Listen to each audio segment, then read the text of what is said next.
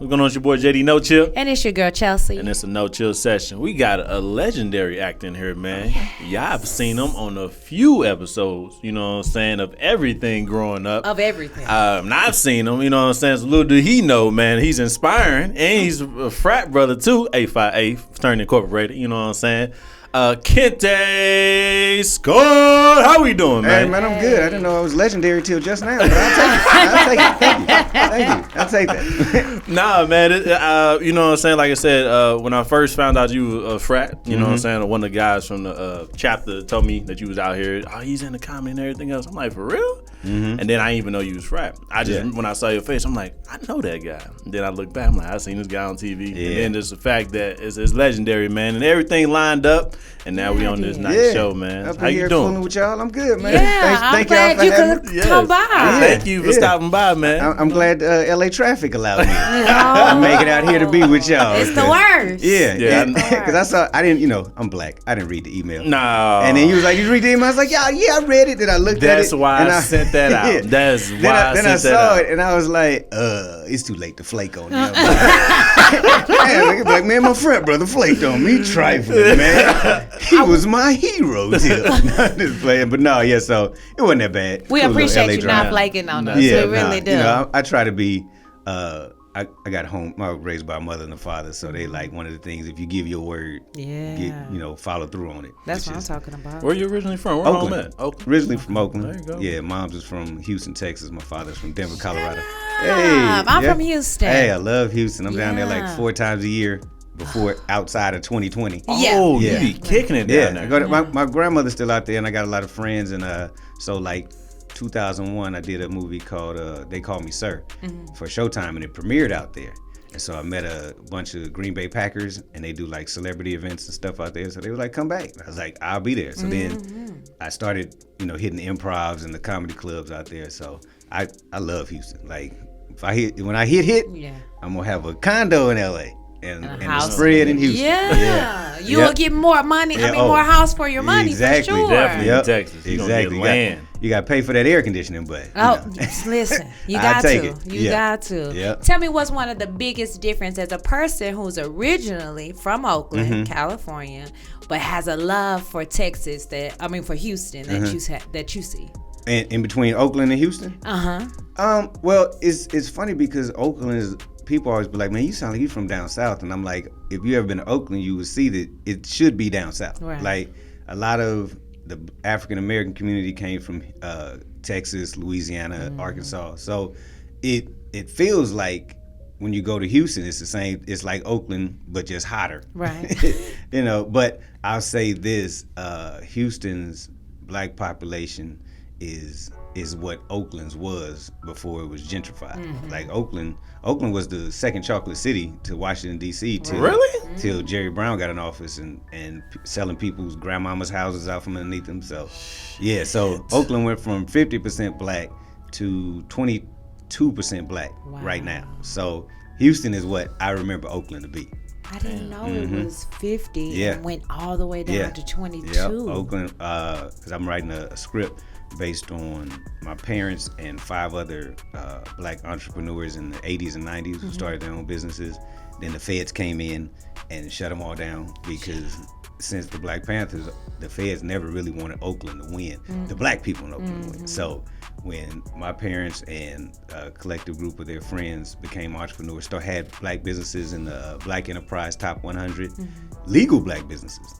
They came in and was like, nope. And Oakland's black businesses are just now getting back to that level where there's a collective culture community of black entrepreneurs. Year was this was they started in 81 and till 95. 95. Yeah. They went in and just took it out from us. It's kind of like how they did with Oklahoma, of course. Yeah. Well, yeah. Not as violent. Yeah, definitely not as violent, but as in any form of prosperity that we have tried to make for ourselves. Yeah. We didn't ask, we went and made our own prosperity. Right. They said, no, we don't want that for you, so we're going to take that away from you. Yeah. No warning, nothing. Because and I tell people, they didn't have an exit strategy for slavery. Like if you bring cattle over, you be like, okay, we know what we're gonna do with these cows when we get tired of them. You bring humans over, and you say, okay, now you're a human, because before that they were property. True. So, and up until you were 3/5 of a man, this, that, and the third. Yeah. So then they were like, okay, you're human. You can read, you can have all the opportunities, but then when you take too advantage of the opportunities, then you're messing up the system we've set up, which is racism. Because racism basically says, no matter how sorry or trifling or lazy or broke you are, you're better than me just because of the color of your skin. Right. And that's how they've sold that. So if you sell that and then you give an example, or you have these people who've bought into that seeing, well, maybe we're not better than them. Right. Let's go tear up their stuff. Yeah. So you have to do that. That's why, I like the social media era and the able to do everything with your phone, because now we've taken the control back. Like, we don't have to wait on the studios. We don't have to wait on, anybody to give us give like you a shot. You can build no more gatekeepers. You can make your own shot and build your own legacy on how you want to do it, no matter what that is. From your own perspective. Yep. I like what you just said, that you do like the power of social media and the freedom that it has given independent people to create their own narrative, their own story, because especially as you do comedy, when this wave of social media comedians were coming about, I was hearing a lot of comedians who came up before social media. They didn't like it. They seemed to be really bothered by it. And it's because if you as a comedian before social media have been doing the work, and it's been a lot grinding, of work, and been grinding and getting these $10 shows, these chicken plate shows. It was harder back then too. It was real hard. And it up until COVID, it still was hard to an extent. But you building your brand, you grinding.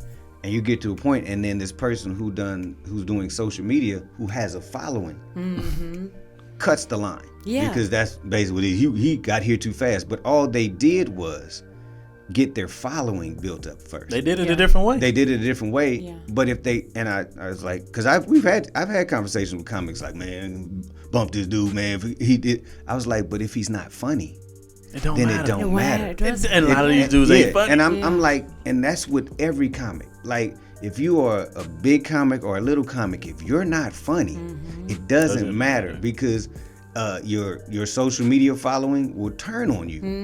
If they, because it's different than, you think about it, it's different than watching 30-second videos, watching clips, and that's hilarious. If I pay $25 a head on the low end, I buy 2 drinks for me and my date.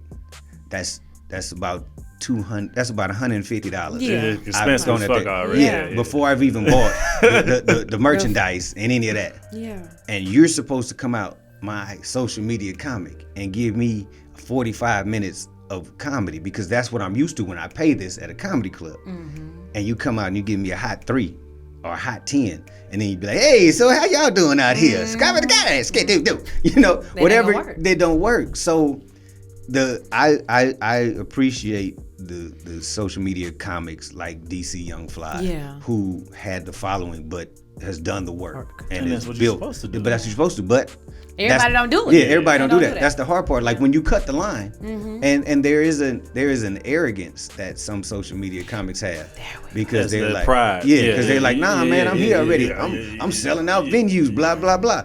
But like Ryan Davis, not that arrogant, but in terms of did the work and was like, I built my following. Now here's the package deal, because I can sell out venues and give them exactly what they paid for. And he's a humble brother. Yeah, he's a humble brother, but he's done the work. Like, but he's also like, I got 2 million followers. That come with me. Tony Baker done the work, got the following. Definitely. So now he can sell out wherever he goes and make his own money. But the some of the comics who were social media comics were like, I ain't got to do the work because I got the following. But you set yourself up for failure, though. It's like making a cake with no sugar. Yeah. Like, okay. I don't want that. Yeah, exactly. They be like, I can't wait for that cake. And you get like, hey, man, this cake don't taste good. It's missing something. Yeah. And they be like, well, you ate the cake, it's yours. You can't do that, because the audience, no matter how you got them, is who you're supposed to be servicing. That's it. So if you're in comedy, then it's your duty to be funny however your funny is. Yeah. You know, however that is. Like I teach a comedy boot camp,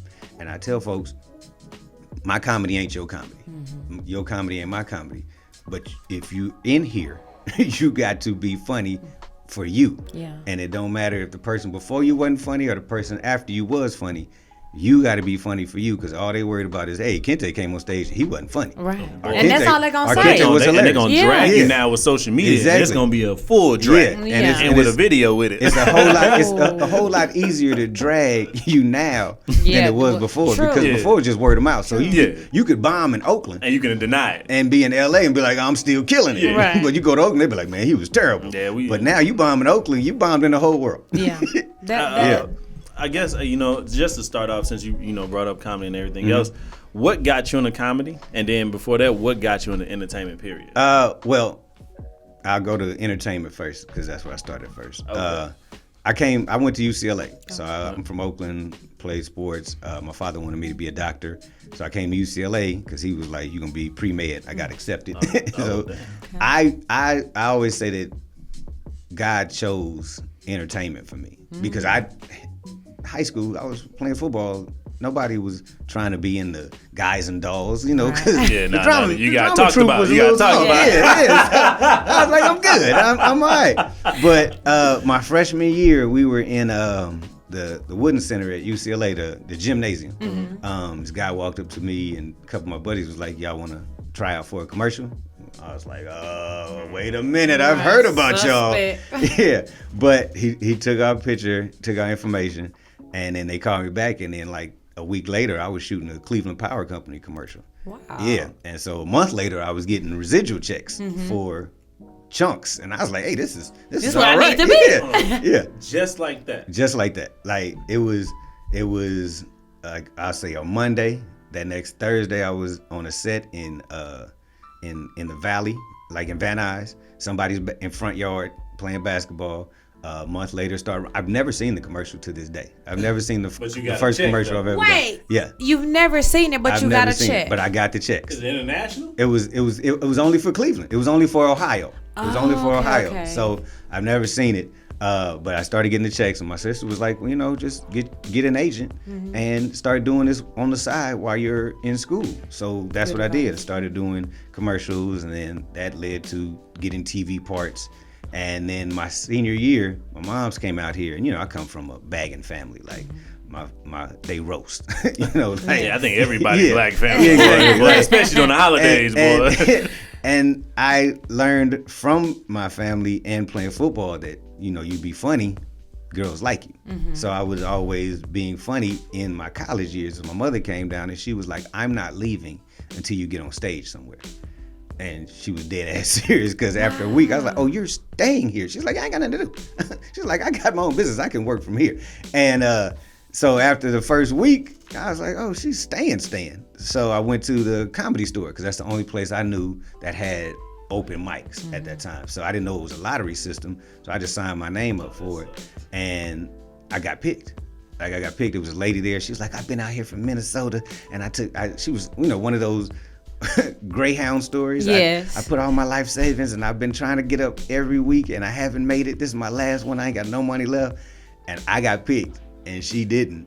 And I was like, ooh, this is crazy. But it was like 3 minutes. And, at the time, I didn't know what comedy was. I just knew how to be funny. So the crazy part was Paul Mooney, who just passed recently, came on during the open mic show. He came on doing in the original room and did 2 hours before I'm supposed to do my 3 minutes. Crazy. Yeah. I'm following Paul Mooney. Okay. And it was like, I don't know what I'm talking about, but just watching him, I was like, just be funny with what you know. So I got on stage and talked about my parents whooping my butt and my sister fighting in the windmill.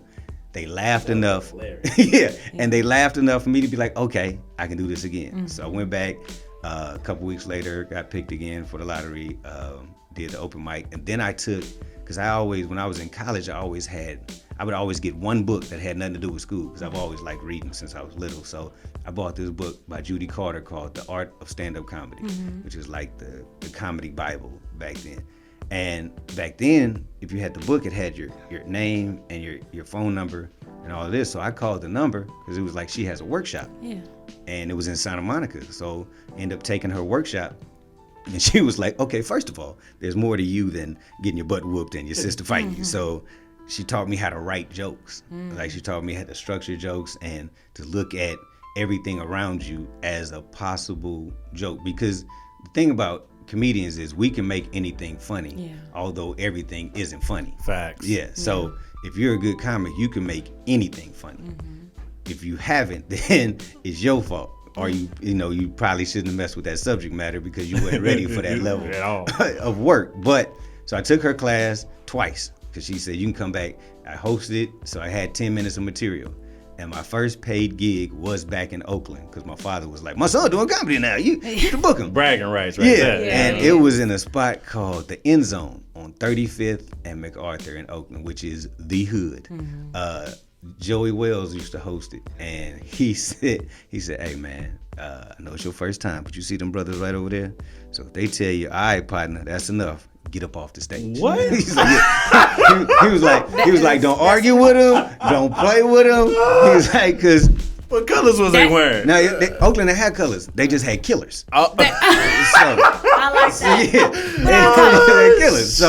So my whole goal in that 10 minutes was to finish my set without them saying, hey partner, that's enough, get up on out of here. And I made it through. So that's how I started. My mom's coming down and me actually having a book that was by Judy Carter, which was no reason for me to buy that book other than my own curiosity. And then I took her workshop and then been on that road ever since. You know what you said that really stuck with me is you come from a Jones and family, right? And you said most black people do, but that's one type of funny. Yes. That does not always translate to being on stage funny. I for years people like, oh, you should do stand-up comedy. I'm like, I respect that craft too much to half-ass just get up there because and say, oh, I'll be making my friends laugh, so I'm just going to get up here. No, comedy is about structure, finding the funny, because I agree, a good comic can make anything funny, but it's really how you word it. If you're a storyteller, understanding what your lane is, and really, like you said, getting the education, taking that class twice. Right, yep. So that you can be the best. Like I would have bet that you would have killed in Oakland once going back to do the 10-minute show because you've prepared yourself. Yeah, it's like it's like anything. Like if you want to, you can't be a doctor and be like, I'm gonna be a doctor because I watched ER. You know, I've seen. But people do that to comedy. But that's the thing. They do that to comedy. They do that to comedy and they do it to golf. Like they're like, because if you think about it, people look at Tiger Woods and be like, I could do that. No. Oh man, I could do that.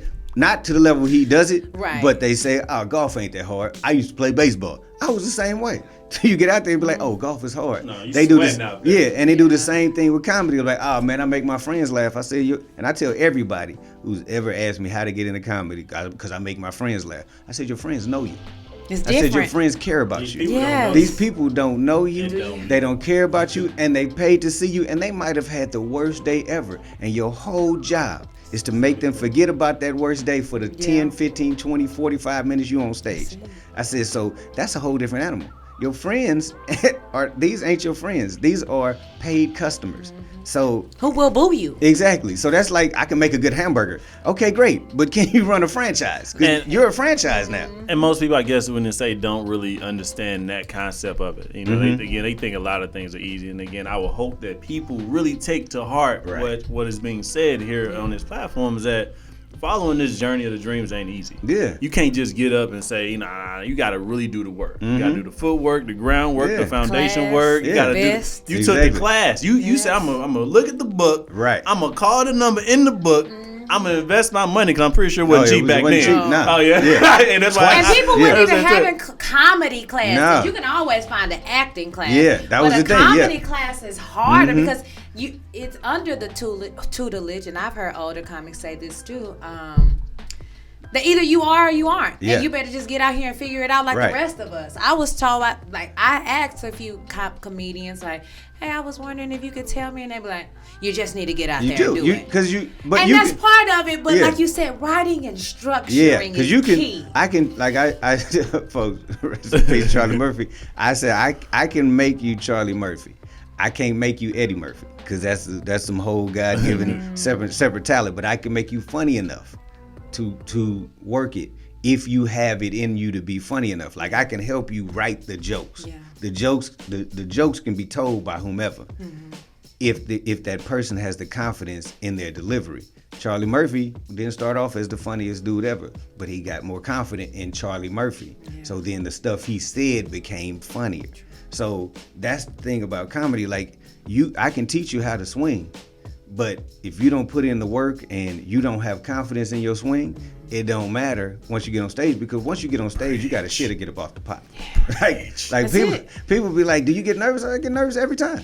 I said, but I'm not going to get up there and run off the stage. I'm not going to be like, and I'm out. But you don't let fear control you. Exactly. And most people let fear control them. And I can tell even early on, as you said, well, I did this, I did that. Mm-hmm. I said, I'm going to do this. Mom came down pressing me. I did this. Yeah. And it's kind of like, you just say, I'm going to roll with it. Well, because I come from an entrepreneurial family. Like, my parents had their own business. Hustlers. My uncle was a pimp. In Houston. Hustler. In Houston. Different kind of hustler. But he's a hustler. So I've never been afraid to take that leap, and that probably was good and bad. Like, I take the leap before I thought about taking the leap, because if you think about it, you be like, hey, I'm not finna jump off of that. True. So once you take it, then you got to be like, how am I gonna land, or how am I gonna stay in the air long enough so this wind catch me so I can get to where I'm going? Sound like you skydiving. Exactly, because that's basically what you're doing, with or without a parachute, because you jumping before you know you got a parachute.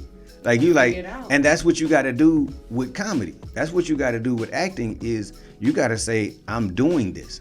You can't be like, I'm gonna try it. You can't try it. Like, did y'all get that? That's it. Yeah. For years, I didn't even want to tell people I was acting, because I wasn't confident in me in it yet. Then you so I wasn't ready. Mm-hmm. But now that I'm doing this, and will correct someone when they say, "Oh, I see your little no little nothing." No, nothing. This is what I'm walking in. This is what I'm doing. And don't. And you're gonna have to respect that. Yeah, because people hit me like, "Hey, you still acting?" Like, yes. Yeah. Well, I ain't seen you on nothing, because you ain't looking. Let me show you what here. I got. Go on my YouTube page. Yeah. That's acting. You go on my web series. That's acting. Anything I'm doing, I'm on stage is comedy. That's preparing me for the next gig. That's paying me a lot more than the comedy gigs. But it's all entertainment. So you don't stop. I'm not stopping until I die. And I don't understand. So are these people these family or these so-called friends? Yeah, these so-called friends. I like you read or so-called friends. Yeah. It's good to know, like, I feel like because I'm early on, that's why that happens to me. Stop. But it continues. And I've realized it's because people want to do what you do, and they don't know how to say. Like I said earlier when we were talking, I was like, I got to stop shitting on my own compliments. Like, you gave compliments, I was like, oh man, ain't nothing.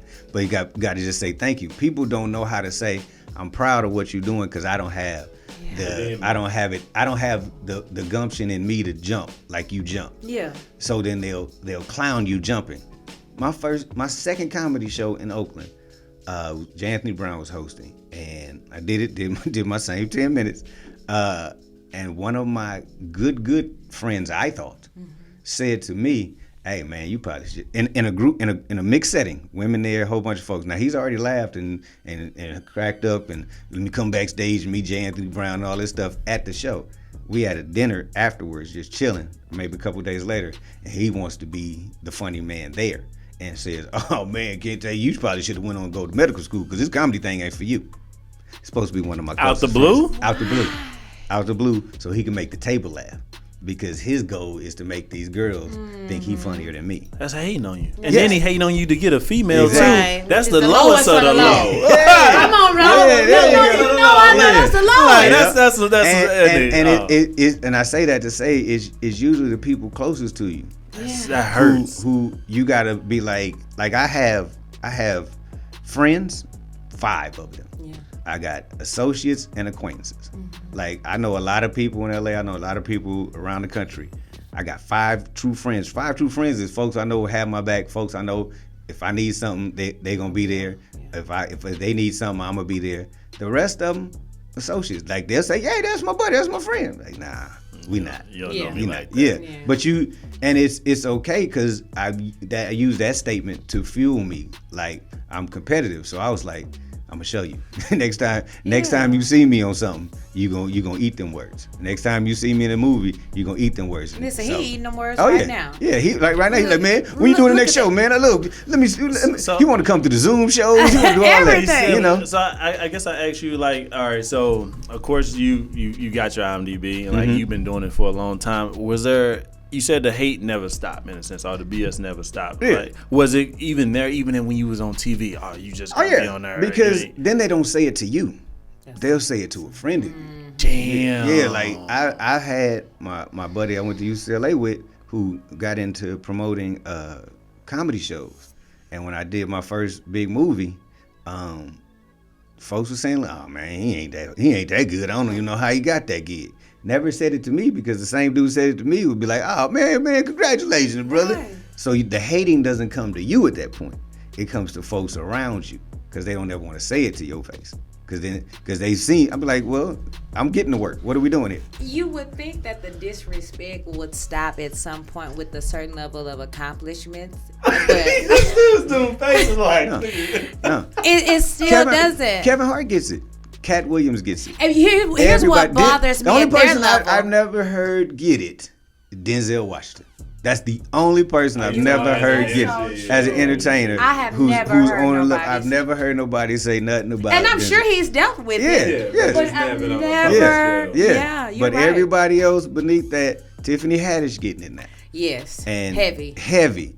And there's no reason because she took her opportunity and was like, it's time for me to run with it. I've been waiting for this. I've been through hell and high water. She did the work. She had a lot. I just watched an old show, no lie, of her, Lunel. It was hosted by Snoop Dogg. It was at the Long Beach Theater. Oh, yeah. And when you look at it, you can tell it's ages ago, but people don't realize people be working that stuff 10, 15 years, and to you it seems like overnight, but you don't really know how long people have been putting in this work. But too, it's about you loving it. Yeah. We talked about that earlier. You don't, like, the work is there, but folks don't get when you're doing comedy and acting until you get in a union and are on TV shows, you're doing this work for less than you can feed yourself with.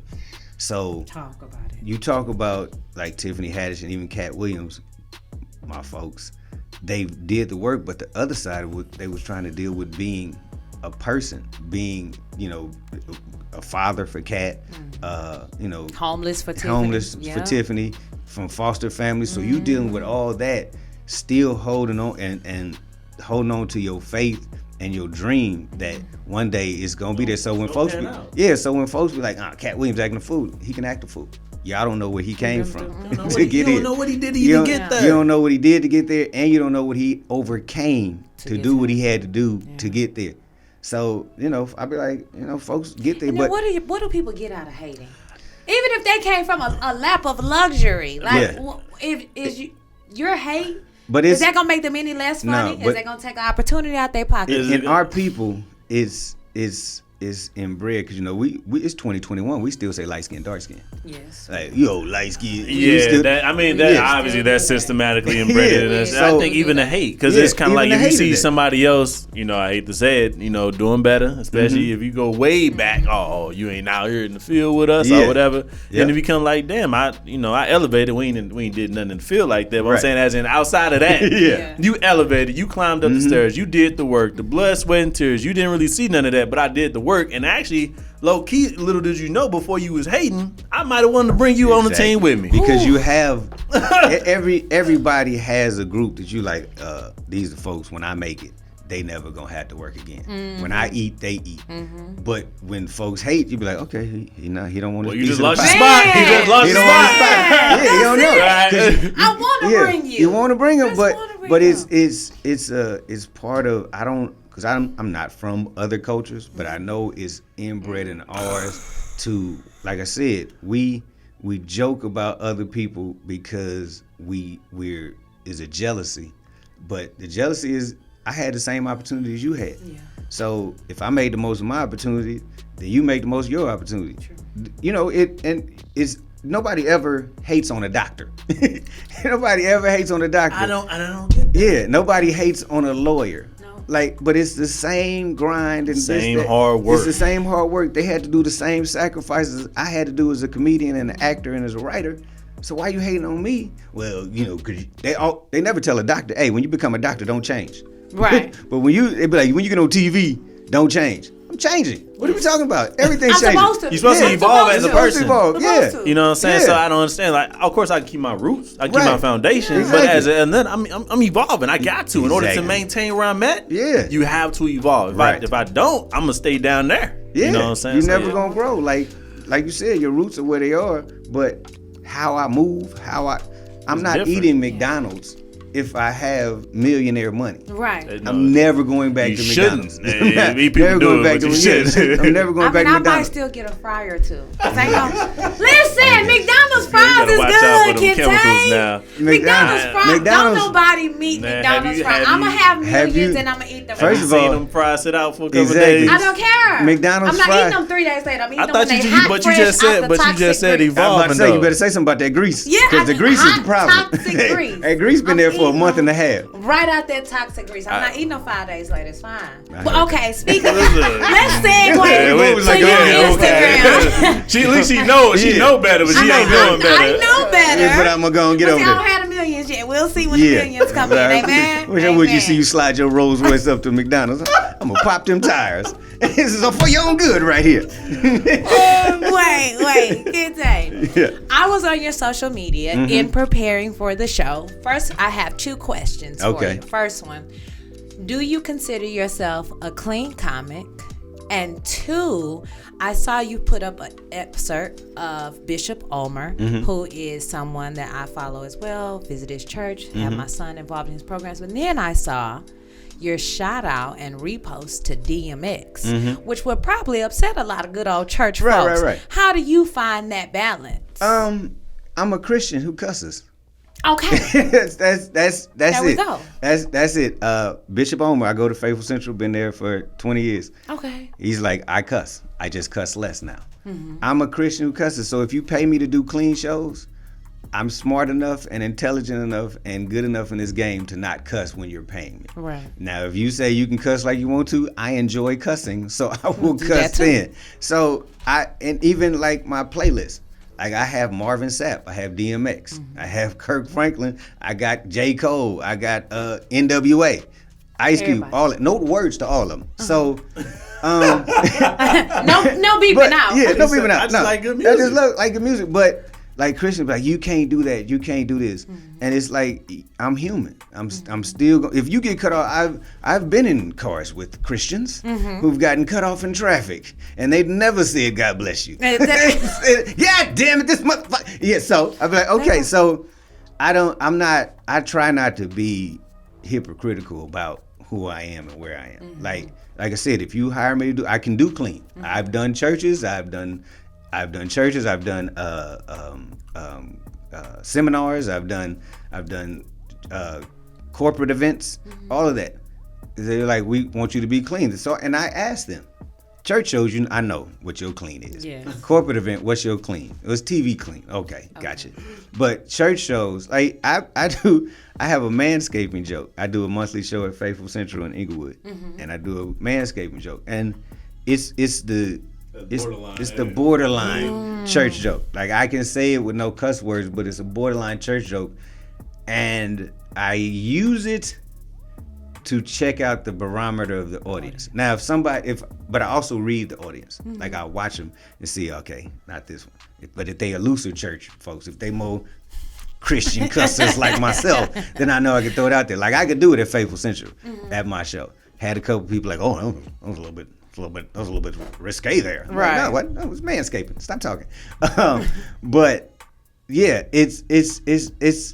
when I teach my comedy class, I tell people, write your jokes with no cuss words in them. Right. You feel like comedians should be able to do both. I write mine without cussing, but then I throw the cussing in when I'm there. Exactly, because that's how you eat. But if somebody comes to your restaurant and says, I'm allergic to Lowry's, Oh. And they're like, but I still want to eat your food and pay you to eat the food that you're preparing. Can you make it without Lowry's? Yes. I like that. So then you wouldn't be like, oh, this person said they're allergic to Lowry's, they could die. I'm gonna put it in there anyway. Right. That's what comics do when they say I can do a clean show, and then they come up there and cuss. That's anyway. wrong, because if you know beforehand, don't you do waste that. people's time after that. Well, time, but it's like you're gonna embarrass yourself because these That people part, are not and you're expecting. disrespecting the audience. Yeah. And it, like I said, it always comes back to the audience. So if you're doing a clean show, that audience comes not expecting to hear any cuss words.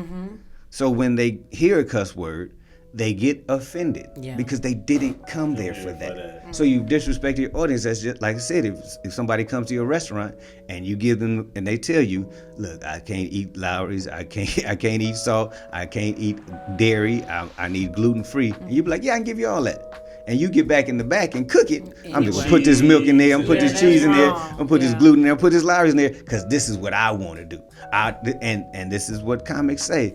I want to be true to who I am. You can be true to who you are all you want, but as soon as you take a check for are you say I'm booked for this show, you have to be true to that audience.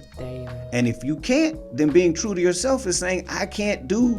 Yes, that's as simple as that. That's what I would do. Yeah. I would just say, because here's my thing, I don't want to slip up and offend somebody, because this people don't realize with that energy when you're doing stand-up comedy, it's like a relationship of give and take, right? And the moment you do something like that, they're not expecting cuss words, and then you cuss, and that takes their mind out of receiving what you have to say. It's gonna be a long night. It's gonna throw off the energy, it's gonna throw off the energy. It's hard for them to recover, to get back to enjoying your funny, all of that, and it comes down to, if you can't do it, just say you can't do it. But we as comics, and like I said, my uncle was a pimp, so I've seen both sides of the pimp hoe game.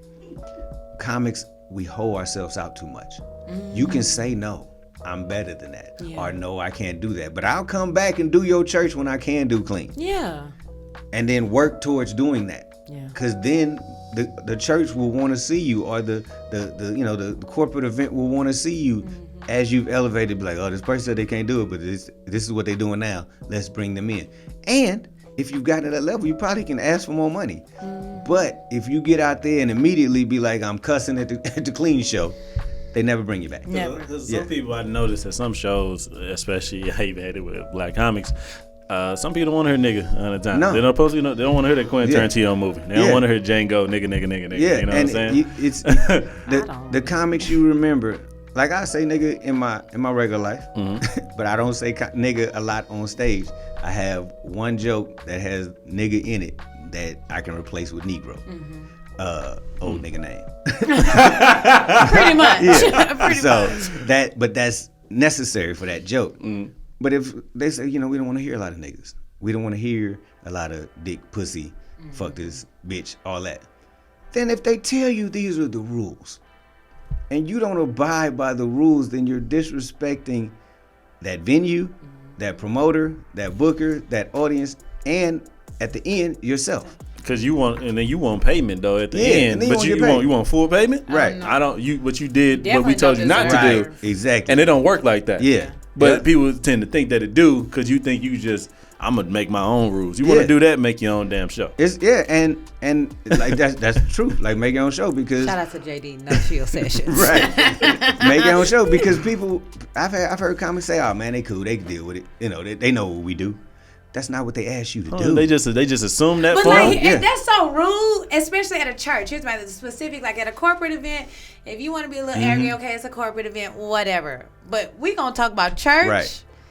Stop. It all come down to respect. I feel like I'm blocking the blessing if they ask me. Like I'm not gonna do that. And I've been doing the show at Faithful Central for 5 years. When I first started, they were like, hey man, it's a non-cussing show. I was like, I know. I'm the one who's hosting it. I know. Well, you sure you can do clean? I'm like, bruh, first of all, yes I can. Second of all, have you looked me up? This is my church. I want to come back. That part. I'm not trying to get kicked out on Monday from my church home just because I don't know how to cuss. And this is what I tell people. 2 things. 1, write your jokes without cussing. and 2, slow down just a tick. Oh, Yeah. Because when you talk fast, you start to get in your feelings and you start to get in your emotions. So you start to just move and you're not thinking. So then a motherfucker could slide out. Yeah. But if you slow down a little bit, True. you take a breath every once in a while, you can see that motherfucker coming Yeah. and stop it. Jewel. Yeah. Jim. Yeah. There you go. Slow down. Just slow down a little bit. Like I Yeah. tell people all the time, they be like, if you take your time on clean shows, it makes you better for the other shows. Now that I do believe, and that's why I want to learn how to do it. that because then you take that same pace, but then you could put your I don't care your unfiltered energy on it.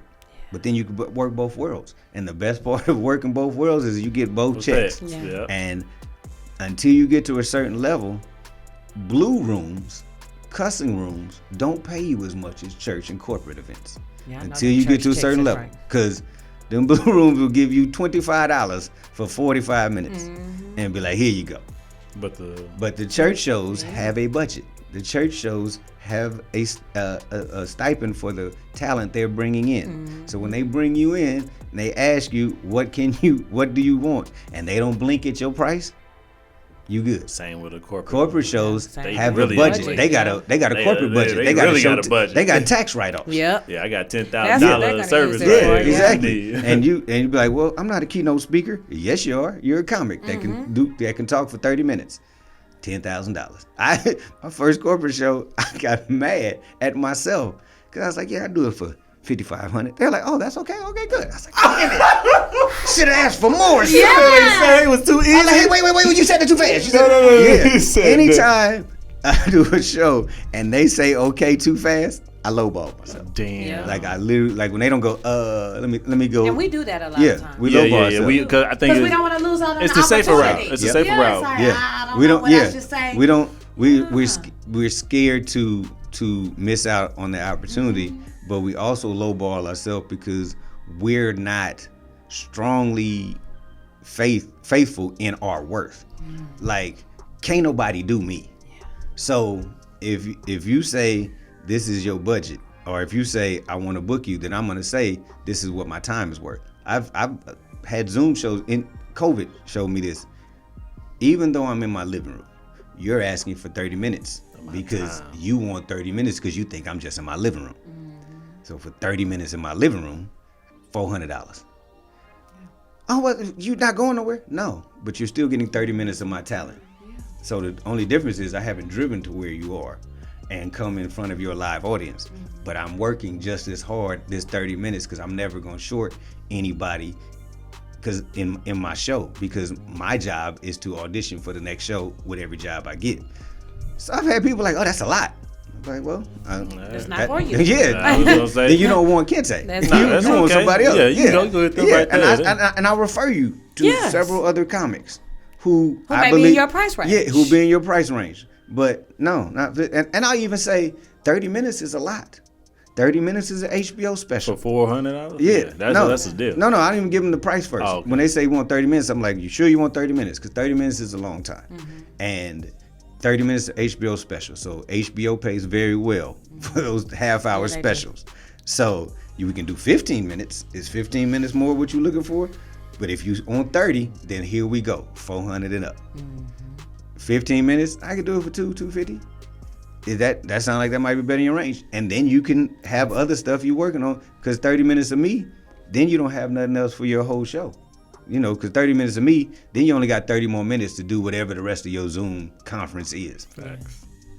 And then you're going to have 10 minutes to get them getting back to focusing on whatever your Zoom conference is, because they're going to be laughing and still reminiscing about the jokes I told. Yep. So, you know, I tell them, I don't ever tell nobody, well, this is it. Well, if you don't, bye. I be like, 30 minutes is a lot. Yeah. I can work with you if you can work with me. But I'm not going to be like, I've had people like, you don't do 30 minutes, $50. Who they Zoom thought, shows. What they thought. But my thing is, this so disrespectful to who you are and what you've done and the work that you've put in. But they don't know. That's why I said, but somebody should at least do a little bit of Yeah. Googles. That's Google is research- right here. Right. If nothing else but to go on your social media Right. page and be like, oh, this man has shows, he's consistently Yeah, working. he been in the industry for a minute. Alone, Like, even if you don't IMDb, whatever, it's like. Right. But, you know, people think like people pay the DJ every time. People pay the DJ. Who the else? Drink man. The bartender. The photo photographer. The photographer. Oh yeah. The valet. Yeah. Before they pay the comics. So the comic is whatever I got left. Yeah. So, but the comic and the DJ, depending on how good the DJ is, are the only two people remember from a party. Sure.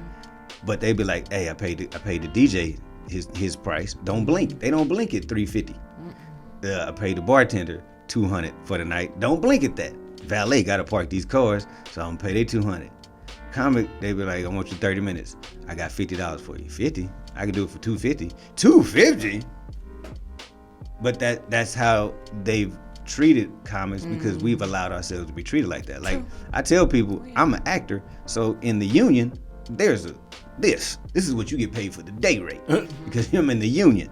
Like I'm in SAG-AFTRA, so this is what I get paid to show up. There's no comedy union, so we jump out there and do whatever for whatever.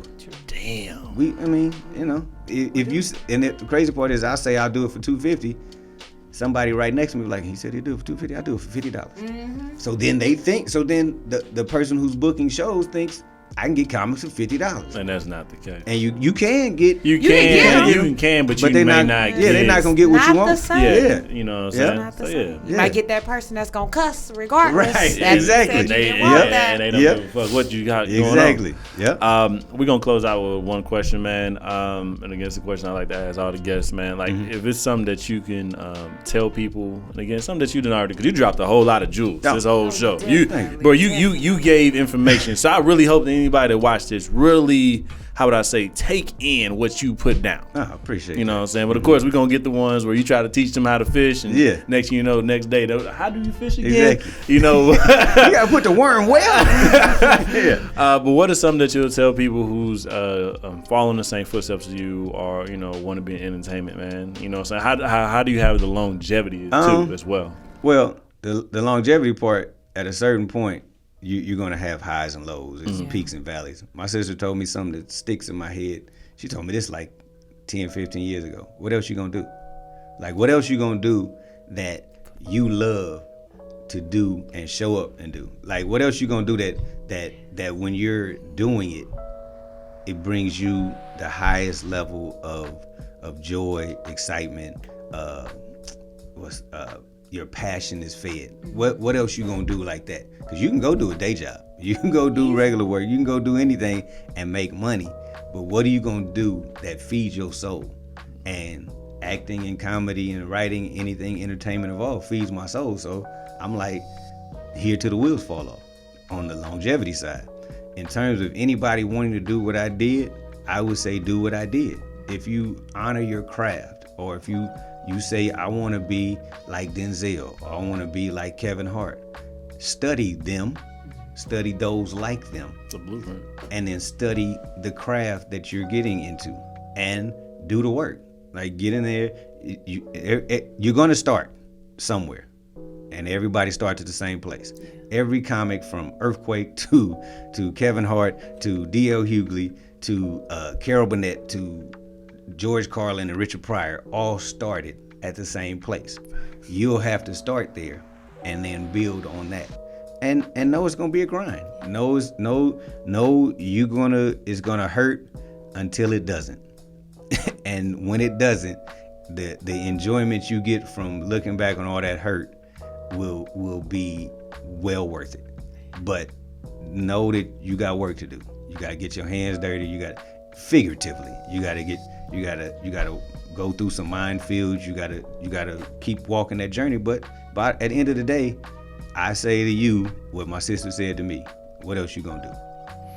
Damn, that's deep right there. Kente, thank you so much for coming in. Oh, thank y'all. Really dropping these jewels, sharing your story, making us laugh. Listen, I'm so glad you were able to come in today. Oh, appreciate really y'all. Appreciate thank you y'all here. for having me. This is a dope platform, man. Y'all keep doing what y'all doing. So I'm glad we finally connected. To be like you, man. Before we go, man, plug in you and your sister's podcast, man. Go ahead. Yes. Oh, yeah, I got my sister and I have a podcast called What Sibling Rivalry, the podcast. You can catch the reruns on Dash Radio on the Tastemakers Radio page or channel on Dash Radio. Get the app, download it. Also on YouTube, Spotify, Apple Podcasts, everywhere else. I also got a monthly show I do at Faithful Central. We've been doing pre-recorded shows for the last year. Oh, wow. Like, that's how you can see which comics can really do what they do, because they're telling jokes to nobody. And then and they play it back a week later, they got to make audiences at home laugh. Yeah. So that's the real work. But every fourth Friday, Faithful Central in Inglewood got some of the hottest comics all over the country. They've been through there. We in our 5th year right now. So come check that out. And then go to my social media at Kentegious, KenteGious on everything, and see what I'm doing. And I'm coming to a city near you now that we're opening back up. Yay. All right, it's your boy JD. And it's your girl Chelcye. And it's been a No Chill session. Appreciate my brother Kente for coming in today, man, dropping these jewels, man. One.